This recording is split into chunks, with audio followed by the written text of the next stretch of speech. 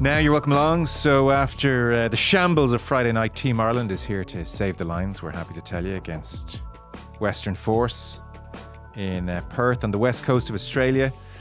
Our rugby coverage, as ever, is with thanks to Energia. They sponsor rugby in Ireland at all levels, grassroots with the AIL. They are the official energy partner to Leinster, Connacht, the Irish men's and women's teams, and their Rugby for All initiative welcomes everyone of all abilities to participate in the game. Energia.ie/rugby, the place to go to learn more about their exclusive home energy offers for rugby fans. So happy to say he is, I'm sure, a little bit tired, but Rory O'Connor joins us from Perth for the first time on the Lions Tour 2025. Good morning from us. Good evening to you. Good day, Joe. When you first jumped on the line before we hit record, I said, don't say a thing. Don't have to do this twice. So Dublin to London, and then from memory, what you said in the office, 17 hours to Perth? 60, yeah, I over-egged that it was 16 hours. What then?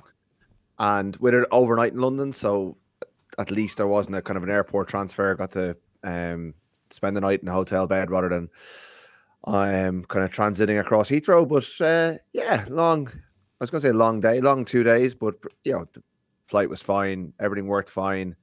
Got a bit of kip and rolled off the plane to find out. Got a phone call from someone from the Lions just to make sure I was coming to the press conference, because there was a lot of interest for me there with Dan Sheehan being named captain, and is it 11 between the starting team and the subs, Irish players to cover, and that they put up Tyg Furlong and Mac Hansen did a bit of print stuff as well. So lots to get us moving on this tour, and it's great to finally be here. Perth is, I've never been to Perth before. The sun was shining, the blue skies, everything you'd hope to experience when you touch down in Australia, although it's 6:30 and it's dark now, so into the teeth of a southern hemisphere winter at the same time. Not that it's got the same bite as what we have at home.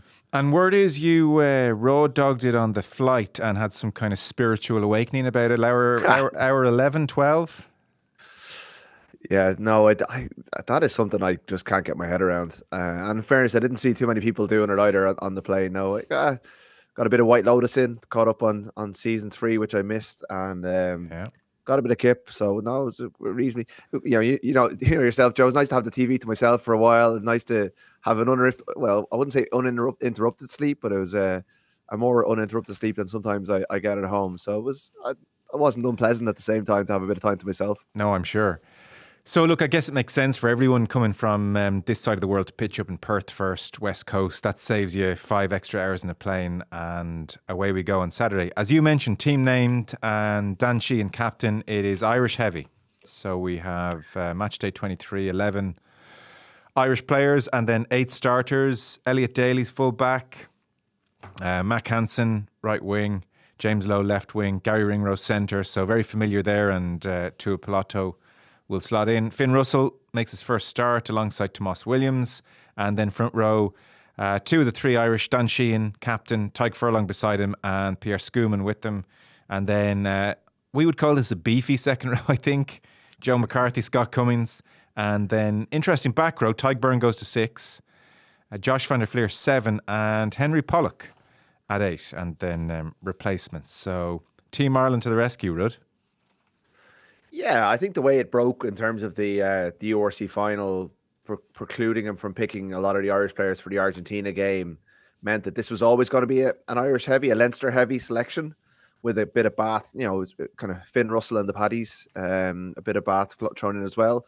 Jack Conan has to kick his heels and come off the bench. We're told Gibson Park, Hugo Keenan and James Ryan, who were all came over injured, will all be available, they hope, for that Queens and Reds game on Wednesday. So they're close. Blair Kinghorn is the only player who hasn't linked up the squad yet. He's still in France preparing for the top 14 final. So it's an incredible opportunity for these players, because the game against Argentina didn't go well, and the most critical person out of anyone in the ether was Andy Farrell of that performance.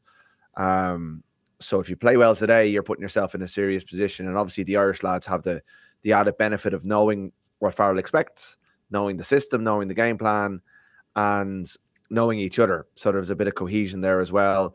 It's obviously not as tough a game as playing against Argentina, albeit Western Force do have 6 Wallabies in their starting lineup, and it's a good team, but they finished third from bottom in Super Rugby, and well, their name is Western Force. They wouldn't be seen as a force down here.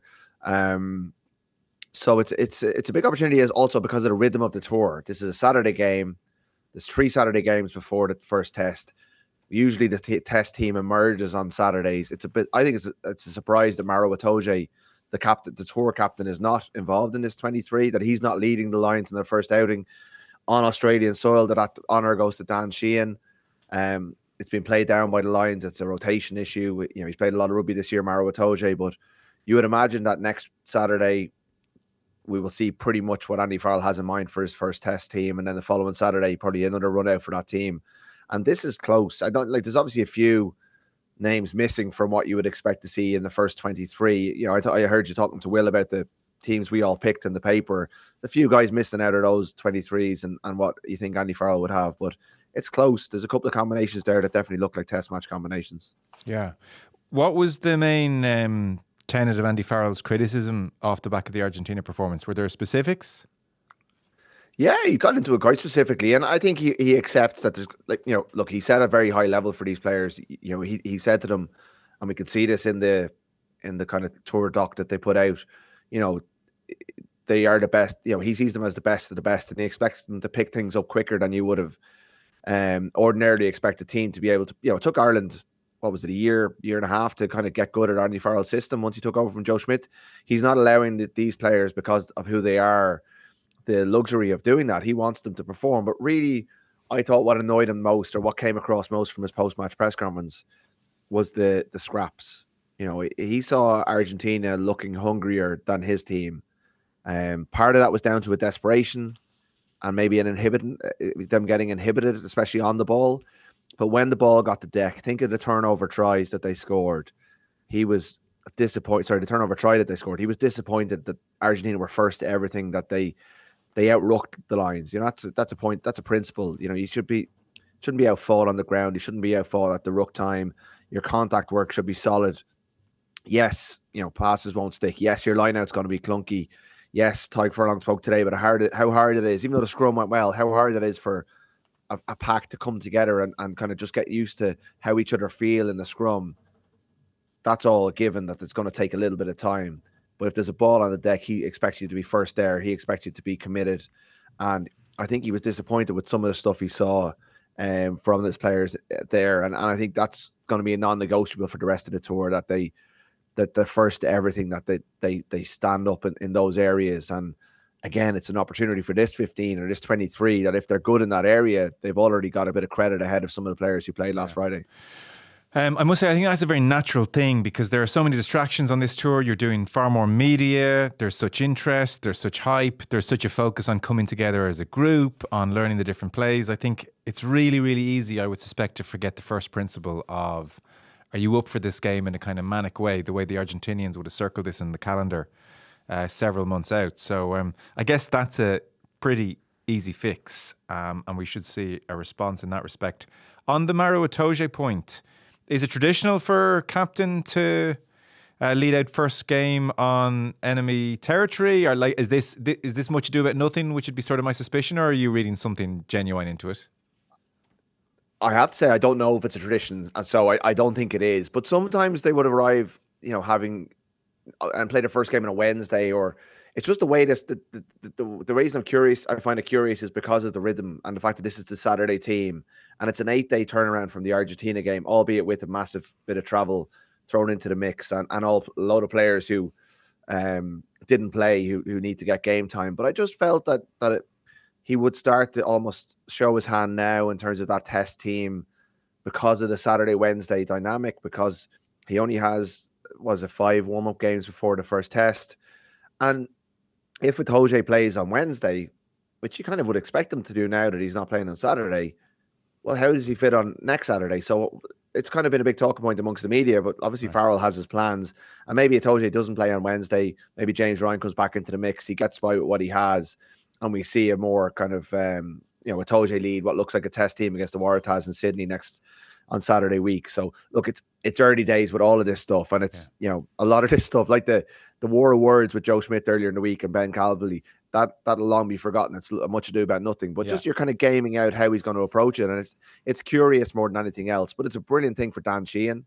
Like considered a 50 weeks ago, he was lying prone on the pitch in Loftus Versfeld in Pretoria with a cruciate gone. And when word filtered out about that injury, you started doing the maths and going, God, he's going to be tight for that Lions tour. And yet, lo and behold, he came through, got back for the Six Nations, captained Ireland for the first time against Wales. He's only ever captained Ireland once, and here he is, the first game on tour, and he's leading the Lions out, and he's doing so on his Lions debut. That's a great story, and it's I have a feeling. Sorry, it's not. This is not an outside call or anything like that, or anything that's outlandish. He's going to be he's going to come away from this, as long as his body plays ball, as one of the stars of this tour. I think this tour can put him onto another level. He had a great World Cup, but I just think in terms of his profile and stardom, if he has a big tour and plays the way we know he can, I think he's going to be one of the big stars of this tour. And this is a great opportunity for him to kind of set the tone and kind of make his name with the Australians to start off. Yeah, for sure. Well, we have a little clip of Sheehan here. So here he is speaking at the press conference, captain for Saturday. He's alongside Andy Farrell, and Farrell chips in at several points you'll hear. And the he that Sheehan is referring to is his father, because obviously letting people back home know was one of the fun aspects. So here's Dan Sheehan. Yeah, it's obviously a massive privilege and honour. Start of the week, I was just focusing on doing everything I can to put on a red jersey for the first time. And, I think that obviously you look around the room and there's so many individuals that are more than capable than captaining this team, and that's something that probably eases the nerves a little bit, that the amount of people around me that I don't have to make it much difficult. I just need to be myself, do what I usually do, and that's why I'm here in the first place. So it's a massive honour, obviously. That phone call back home was something special, and I think they're gutted that they can't be here, and they're missing the first few games. But they're not here. I wouldn't be surprised if he shows up, but I know I wouldn't be surprised either. Were you talking about that phone call? Yeah, I was just on the phone to him today. I knew I wasn't able to speak to him too early in the week, but. Why? Because they blab it. They'd make it too big. I don't like too big. No, I'm just told them. So you've known for a couple of days. I gave him a text, but I didn't want to call them. But no, it's just I'm quite a chill person. I feel like I have a good understanding on who I am and what sort of excites me. And I just sort of let these things happen in a weird way. I know that sounds almost like you sat back, but I just don't overthink it really. And as I said, I think Saturday is something I was just focused on trying to get on the pitch, and sort of the prep during the week was just trying to be the best version of myself. And with the added role of being captain, I don't think it changes that much, and then just bring the boys with me. See, you can see now, can you? And I'll just let it happen. So there we are. And Tyg Furlong later on, when he was talking about Sheehan, also used that same phrase. He's not really an overthinker. So pretty relaxed personality, Sheehan, and Farrell even chipped in. You see, he'll be fine. So that seems like the right temperament to take this on. Yeah, and you can see the warmth that's there as well. I think Sheehan will be seen as like a natural enough leader that's kind of grown in that kind of space over the last year or two. He's still very recently, it's not that long ago John Sheehan was making his debut for Ireland. Towards the end of 2021, it's a very rapid rise. He hadn't played much for Leinster at the time. Andy Farrell, he's one of the players that he saw, and I'm not saying he fast-tracked him ahead of Leinster, because I think Leinster had him on the fast track as well, but he emerged. Ronan Kelleher was the star hooker of his age group, but Sheehan has gone past Kelleher, and the two of them dovetail really nicely. They have a lovely 1-2 punch, but Sheehan has gone on to become such a superstar within Irish rugby, and I think you can see the warmth that they share, the fact that Farrell holds them in a bit of esteem, that they're sitting beside each other. I think what that also tells you is that little bit of a head start that the Irish players have, that kind of bonhomie between coach and player that maybe is going to take an entire tour to build with the other players, but they've been together for so long, Sheehan and Farrell. They know each other. He knows his dad. He knows his dad is going to probably break the bank to come over early on Saturday just to be there to see his son, because Sheehan's dad's Barry has been out there all the way along for himself and his brother Bobby, who I asked him about later on. He captained UCD the last couple of years. So like I just think the Irish lads just have this head start that there's no way of making up for all the other players. And it's natural because they've worked together, they trust each other, they know each other so well. But you can also hear that Farrell respects him, almost holds him as a kind of as a peer rather than a coach-player relationship, because he respects him so much as a player, and he was almost like a proud dad himself, sitting beside, going looking to. I'm the only Irish journalist. Well, sorry, if you're a few Irish over here, but only Irish print journalist regular from the kind of circuit that was there. He was almost saying to the rest of the press pack, you see what I see in this guy, like, he's got it all. And you can almost hear Farrell in Sheehan's answer talking about being the best version of himself and being himself. All that stuff is all part of the Farrell playbook in terms of his environment and all that sort of stuff. So he's a good example to all the other players as well, as to kind of how to conduct yourself around camp, how to be around Farrell. So it's only his second time captaining an international team. He's only captained Leinster a handful of times as well, but he seems to wear it well. Okay. And you being the only print journalist there, did Andy Farrell say, "Rud, great to see you, pal. Come on in for a one-on-one"? No, definitely not that. I have never got a one-on-one with him, even when he was assistant coach. No, just asked me how my flight was and when did I get in, that sort of thing. But yeah, it's professional. But he would know a lot of like it's fairly casual around the place. Tyke Furlong was kind of wandering around, wondering where he could go. It's not there's not a huge Australian press pack. I think the rooms they're doing this media in are quite big. I think they're expecting a far greater local media interest, but this is AFL country, and there's a big crowd expected on Saturday. But I put a message out on Facebook the other day saying anyone in Australia, I'm going to be over the next couple of weeks. The people who got back to me, people I haven't seen it for 20 years, live in Perth. There's a huge Irish contingent in Perth. I think the crowd is going to be largely expats, people who live over here. Yeah. It's going to take a while before the Lions capture the imagination. There's an state of origin game between now and the Test series. I know you were talking about Wimbledon. That'll be a bigger deal here than the Lions for the next couple of weeks. It's going to take a while for this to really kick off. So the media conferences, and there's not a huge traveling pack either from the Britain and Ireland.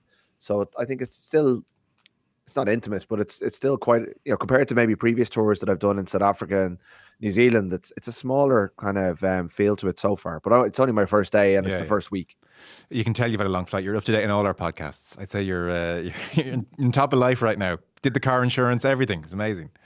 Absolutely. Come here. I was going to ask this before Farrell today had said that Keenan will be fit for the Reds game, which is 2nd of July next week, Wednesday game.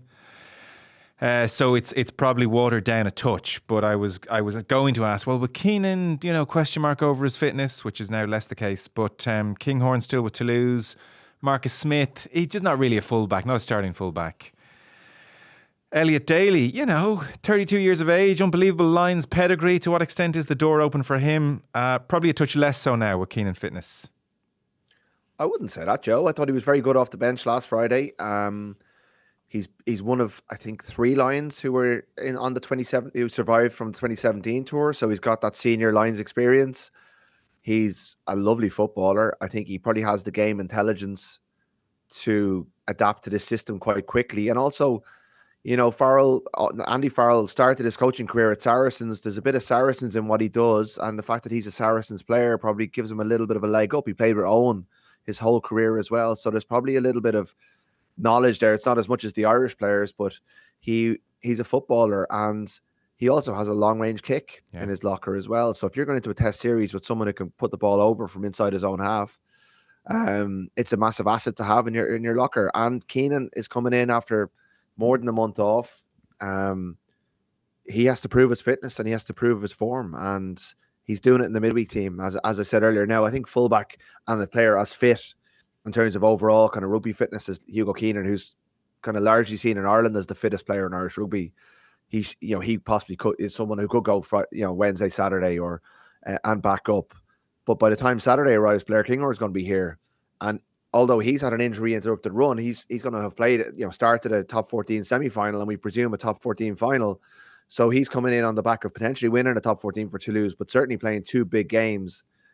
And yes, he's got catching up to do, but he's a lovely footballer as well. And he's at the top of his game and probably adds a different dimension to what the Lions can do from 15. Now he's in a race. They're both in a bit of a race. They've lost ground to Daly. who looked a bit like a utility squad pick when he was first chosen. But suddenly, the way these Lions tours work out, he's got a real shot. Okay. And if he nails Saturday, then he's got he's got an up. I think he's got the. Wouldn't go as far as saying he's the man. Well, maybe he's the man in possession, but he's got a kind of a minor grip on it. But if it goes really well, and like the Wallabies have picked 2 10s in their team, they're going to kick a lot. And Argentina went after them in the air, so that's going to be an area that the Lions really need to tidy up. So if he nails all of that, then yeah, he's ahead in the race. But there's a few furlongs to go. Yeah. Okay. Well, as you say, he's a lovely footballer, fluid kind of style. So we'll see how he goes on Saturday. And then just one last one. I'll come to Furlong in a second, actually, because we got some audio of him. But back row, obviously of interest, kind of so competitive in every team, not least when you merge 4 international sides. So Pollock at 8.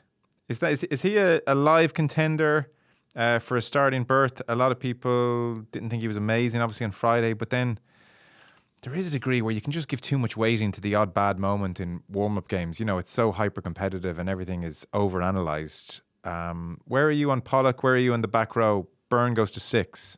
Yeah, I think the Byrne shift into 6 is very interesting. I don't think Tom Curry had a great game last time, and they're light at 6. You know, they've picked a lot of 7s, and you know, we saw Tom Curry, who I know plays a lot of 6, but is out, you know, kind of an open side by nature. He played at 6 last time.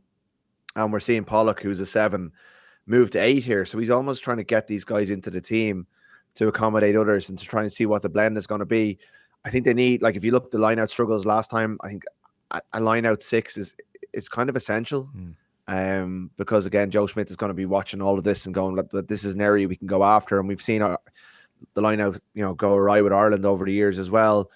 I'm not sure Ty Byrne is a 6 these days, but you know, he was right in contention for that jersey 4 years ago when he got pipped by Courtney Laws and ended up on the bench. They're missing a Laws. Chesham can do that job, but not to the same extent. I think Ryan Baird just timed his run too late. I think he could really have had a big impact over here if he'd just had a more consistent season with Ireland. So Ty Byrne, again, as a player, has a massive opportunity to. Sorry, I think he's going to be in the Test 23, and I think he was probably, you know, looking like a starting lock, but this opens up another avenue for him and another avenue for the Lions. So it's an interesting combination. And like Joe McCarthy and Cummings, they look, you know, I think they're quite samey as a second row partnership. But I think if McCarthy gets a roll on here, his physicality and his attitude, if he can kind of keep the penalty count down, make good decisions, he's got a real shot. He's probably a bit of, I think a lot of the kind of non-Irish media are probably sleeping on what he can bring. And then Pollock, like, you know, Andy Farrell spoke, there's quotes coming out later today from the embargoed section of the press conference today. And Andy Farrell spoke at length about what he likes about Pollock. I've heard from a long way out that he is a fan of what he can bring to the table.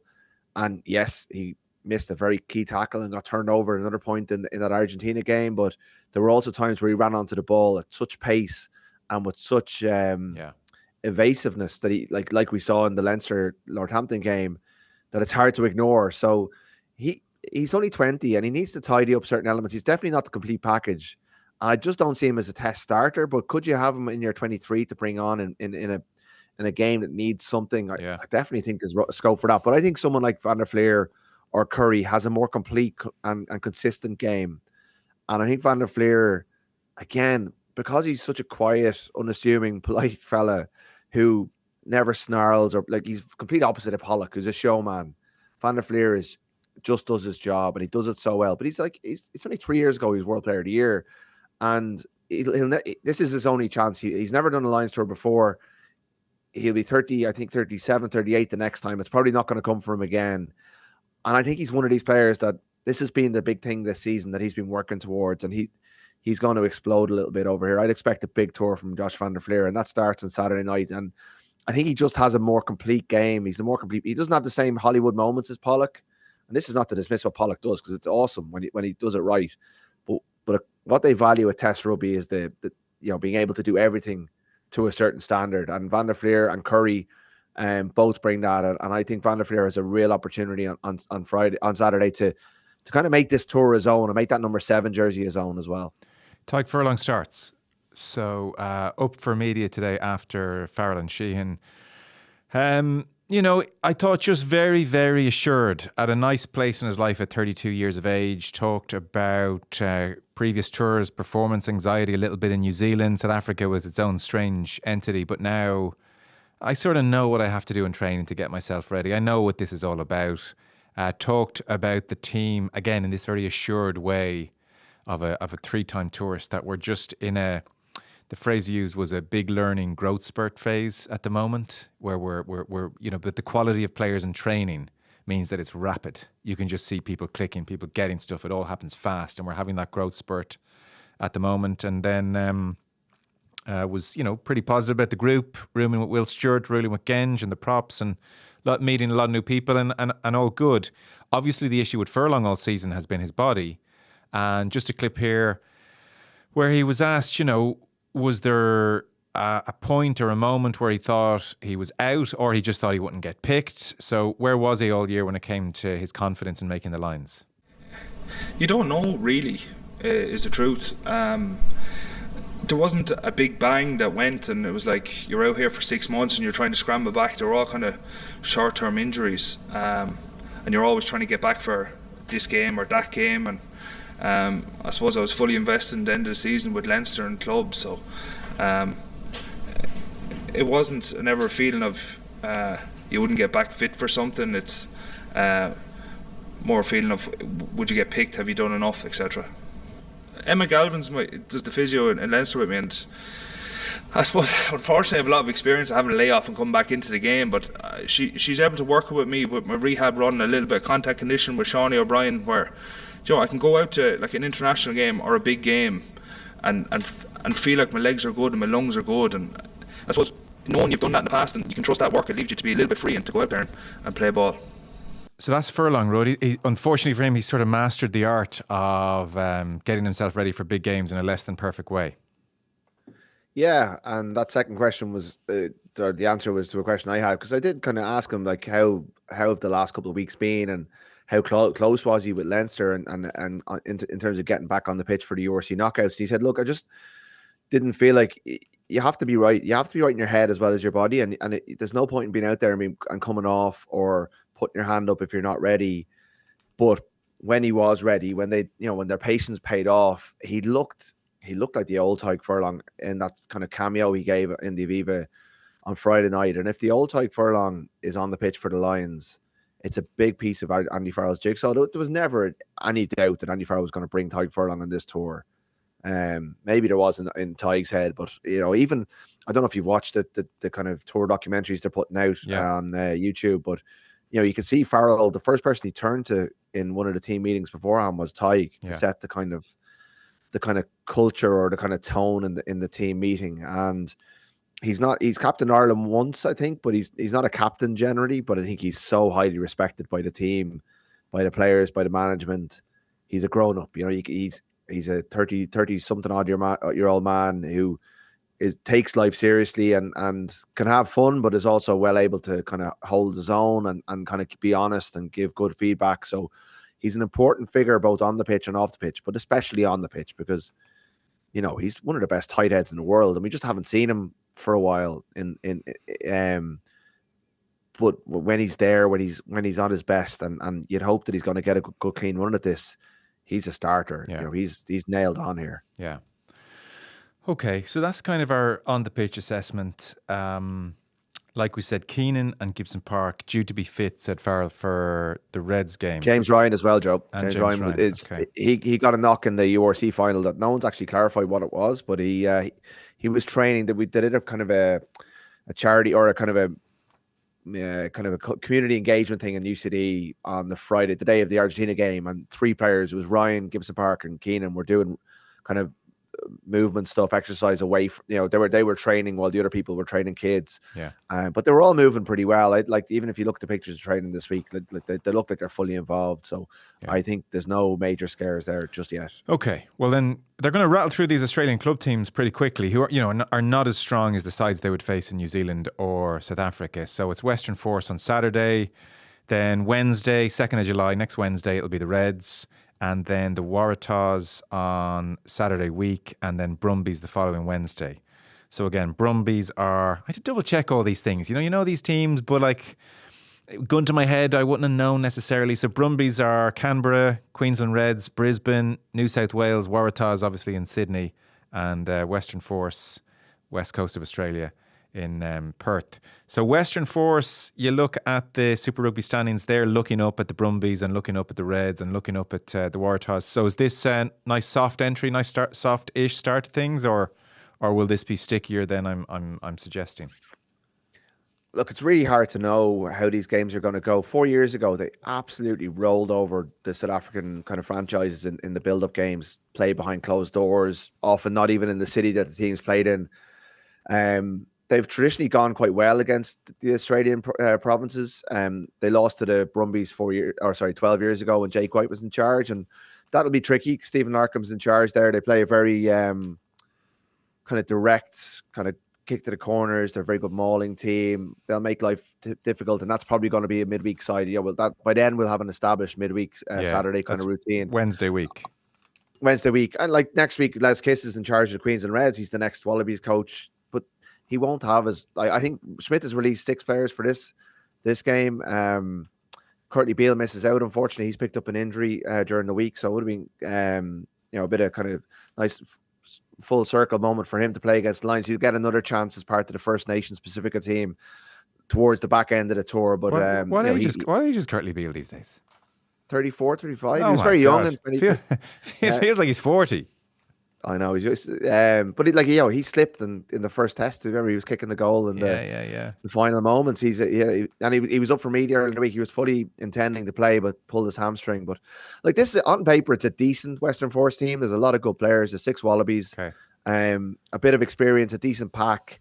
But if the Lions, with an extra week's training, albeit with travel included, and with the cohesion that the Irish players bring, if they perform to the levels and if the stuff that they tried to pull off against Argentina in the first 20 minutes and didn't quite come off, but if that comes off and they get a lead up, I think they can pull clear of these teams pretty comfortably, because while the Argentina game did expose some frailties, there was a couple of moments where they looked really, really slick. And if they scored, like Ireland, like we know from covering Ireland over the years, if they get a lead on you, it's a very hard thing to chase. Whereas Argentina were able to get ahead. They picked off their scores really well. So look, it's very hard to get any sort of form gauge in these games. Super Rugby only finished last weekend, but the Force would have finished their regular season about 3 or 4 weeks ago. As you said, they didn't have a great regular season, but there are good players in there, and they will play up, to the fact that it's the biggest, even though it's not going to be a full house at the Optus Stadium, it's going to be about 45,000, the biggest crowd the Force have ever got for a game. Right. And the only chance a lot of these players will ever get to play against the Lions. And you can't underestimate that. Some of them might be heroes like Duncan McRae going out and boxing the head off lads, because they know that if they get a ban, they've no games coming. These are dangerous games, and there's always something that could go wrong. And look, there's going to be injuries. That's just a cruel fact of life, and that's going to be another thing we'll have to follow over the next couple of weeks. So these are dangerous games for the Lions in so many ways, because no one will remember them for any other reason unless they go wrong or they lose someone along the way. So it's an opportunity, but there's also a bit of risk there for the team as well. Yeah. Farrell, in this next regard, lived up to exactly what we would have forecasted in terms of just avoiding, quote unquote, war of words. So context here obviously is the tension over releasing players. Lions want Wallabies players released for these games, and Ben Cavalli, the Lions chief executive, came out and said, like, in effect, you're contractually obliged to release players for these games.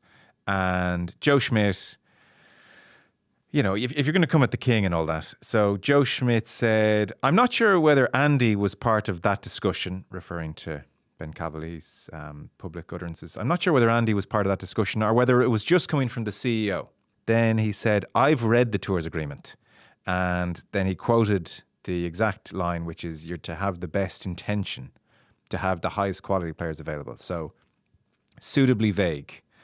So Schmidt said, it's not as specific as saying every Wallaby from a state or club has to be available.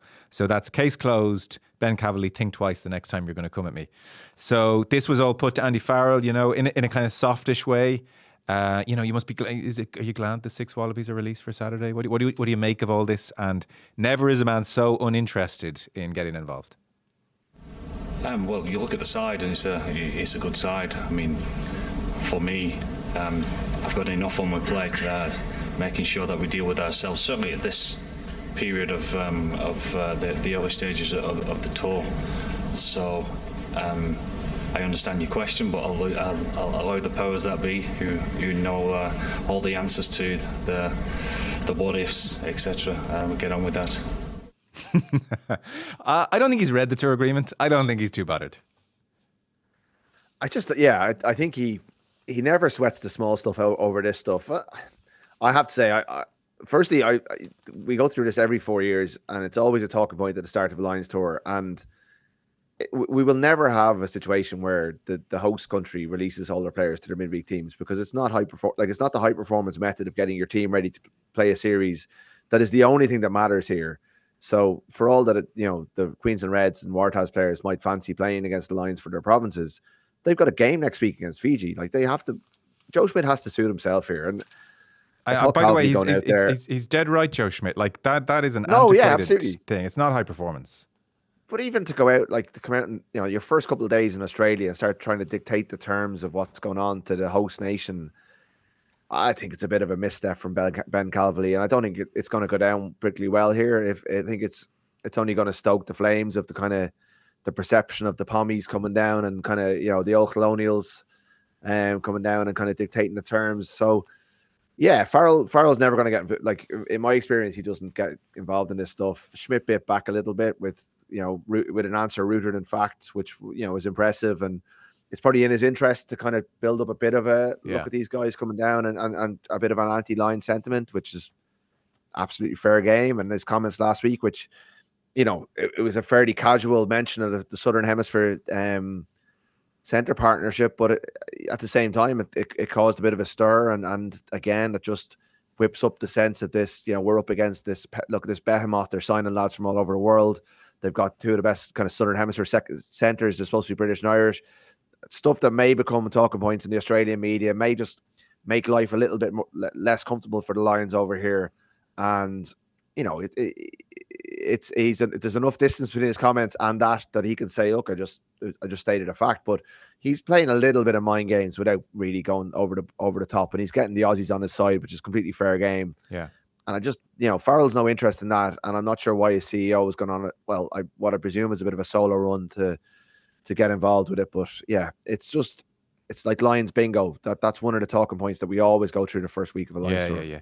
And like the net result of Schmidt saying that is now, looking at the many media duties for the Lions players, any residency rule player is being asked about it, but like it's just also unsatisfactory, because Pierre Schoeman is the latest. You get asked about it, and then he said, like, if you're good enough to play for your country, you're good enough to play for the Lions. Scotland's home for us, my wife, myself, other players as well. You embrace it, you take it on, and so like the players get asked about it, and or their teammates do, and they say, well, but we're so committed to the Lions and we're so committed to the country you play for. But that's not the issue actually at hand. It's no one's questioning your commitment. It's questioning whether the residency rule was taken advantage of, and that prompted the change of Joe Schmidt capped.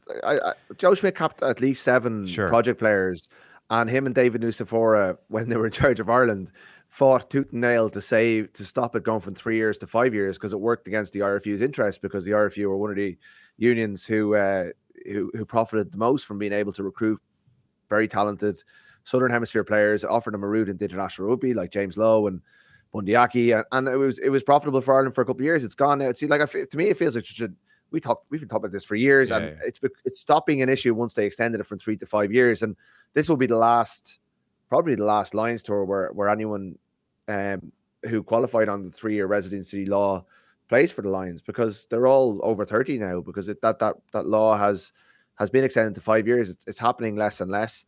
The other players like Tuipulotu and Mac Hansen qualified through their birthright, essentially. Mac Hansen's mum is from Cork, so he is Irish. So is Tuipulotu. And at this stage, Bundyaki been in Ireland for 11 years. He's Irish too. His kids are born in Ireland. And I used to get annoyed by the project player thing, and I used to have quite strong opinions on it. But I think the 3 to 5 change is No, it's softened has it. kind of Yeah, made it's put manners on it a little completely. bit. Yeah, it has put manners Yeah, on it. but I do think find there is a bit something jarring. Yeah, Sorry, there's something will be something jarring if the Lions field a back line that has Gibson Park, Aki, Tupeloto, Van der Merwe on one wing, Lowe on the other, and say Matt Hansen a fullback. Yeah. If 6 of the 7 starting backs, which is not going to happen, but if 6 of the 7 starting backs in the test are all from Southern Hemisphere, that will be a talking point. Both in Australia and also in the Irish and UK media. Yeah, and that's why they had to change the rule. I just find asking the players about it such a waste of time because they deliberately sidestep the point and they say, but we're very committed. It's not the point. So I just find the whole conversation around it odd. You know, the point isn't no one's calling out your commitment. It's whether it's right in the first place. But then the rule's already been changed. So this is a debate from 10 years ago, and around we go again. So, you know, if Joe Schmidt just wanted to... players anyway. Yeah, well, listen, of course, as individuals, completely.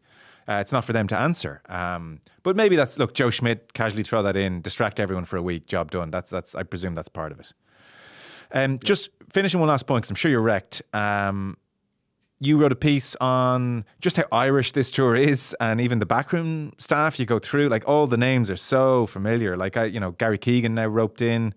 David Nucifora was down pitch side at the Aviva, headset on, like very involved. David Nucifora, kind of doing a Razzie job almost. So I asked this question. I don't fully actually even agree with the premise, but to what extent is it so Irish that it causes grumbles or resentment, be that in the media or even within the playing group? Because, you know, to go back to the very start of our conversation, the Irish players are all way ahead in terms of familiarity with Farrell and the system they're going to play. And it's almost like you have to be so outstanding as a non-Irish player that you can fit into this largely Irish team, Irish players. I guess if you win, everything's fine. I guess if things don't go so well, the grumbles will start. Oh, that's absolutely the point, Joe. This team, if it's going to be Irish heavy, it has to win. And there's already an expectation that this team has to win anyway, because Australia is the weakest team that the Lions have played in the Test series in living memory. This Australia team who are coming off, who are coached by a brilliant coach who we know well, but are coming off such a low ebb of going out in the pool stages of a World Cup and got beat.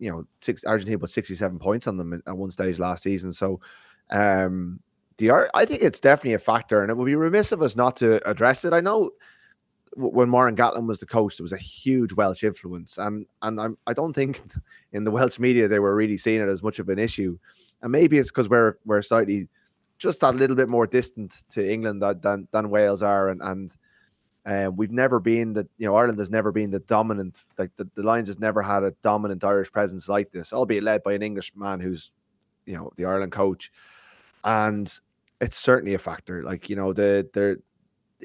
if there's 10 Irish players in the starting 15 or somewhere around that number and it goes wrong, you're going to hear all about it. And the fact that there's so many Irish behind the scenes, and there was already talk that this is kind of a dry run for the 2027 World Cup for Ireland, which is on in Australia, obviously, or it's being treated like that, not from within the camp of, you hear grumbles. Like Stephen Jones went on a kind of a panel discussion, the Welsh journalists rather than the Welsh player, but he was on a panel discussion with Delalio and Sam Warburton and said there's too many Irish players in this squad. Oh, right. And none of them disagreed with him. And so sorry, that was the headline in the Sunday Times 2 weeks ago. Did you get the sense he meant there are players who shouldn't have gone on merit, or was he almost getting at the fact it's just bad for vibes and even, on some judgment calls he should have taken? More on merit. Oh, right, more okay. on merit, I think. Yeah. Well, I think that and the fact that Ireland finished their Six Nations on fumes and Leinster lost to Northampton, 4 days before the squad was announced, probably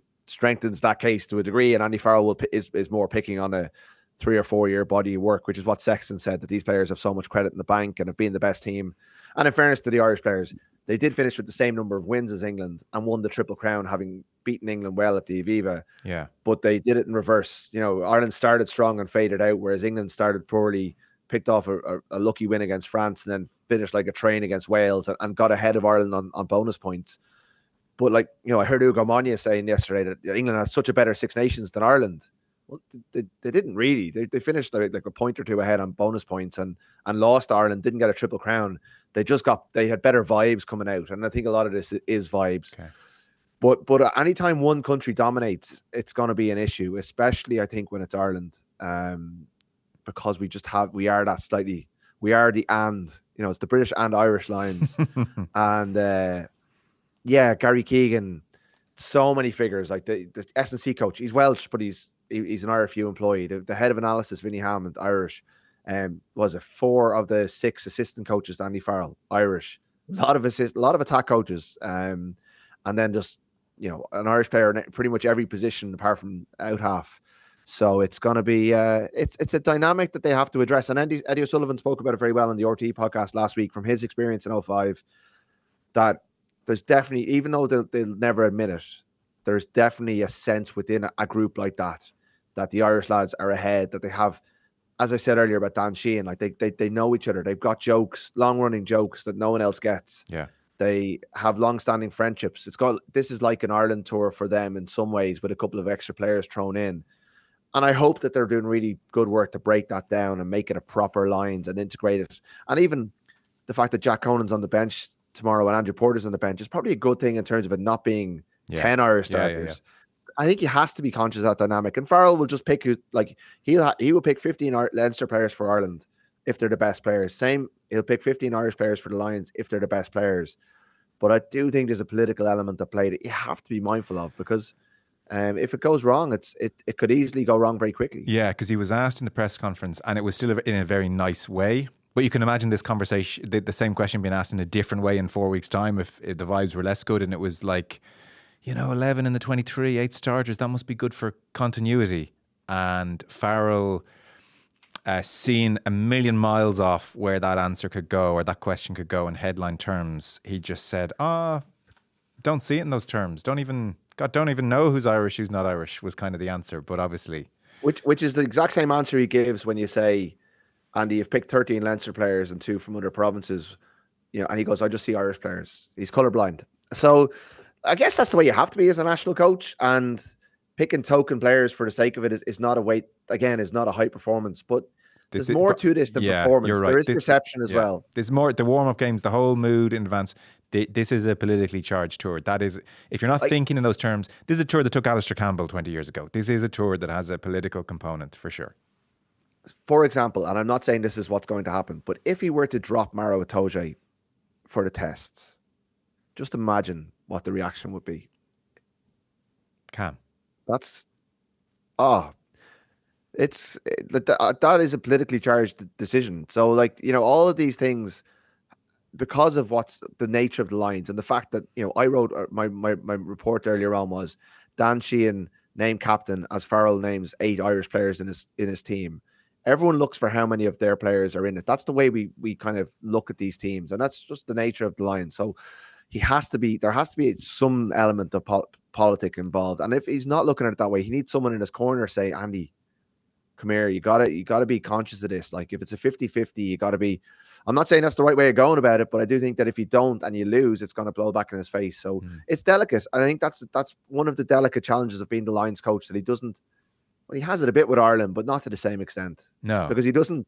For all that, the Munster have their own media. They don't have a media the size of the English press pack, and don't have a 70 million strong, however many of them are interested in the Lions back home. Plus the fact that Sky are paying big bucks for the rights for this in their main market. There's all sorts of different things at play. None of this will go into his thinking, but he has to be conscious at on some level of the blend, of the tradition, of what this is supposed to be about, of getting the 4 countries together. Very interesting. I think you've earned a night's sleep, so we'll let you go. Good work to do first, Joe. Oh, sorry. Jeez, okay. Okay. Thank you so much. Enjoy it out there. No we'll worries. be in touch regularly, obviously. Rory O'Connor in Perth. Cheers, Rud. Cheers, pleasure. There you go, Rory O'Connor. Left wing as well in your feed, and I guess we might talk about that game on Monday, Tuesday-ish next week, and then next game Wednesday, so it's coming at us fast now.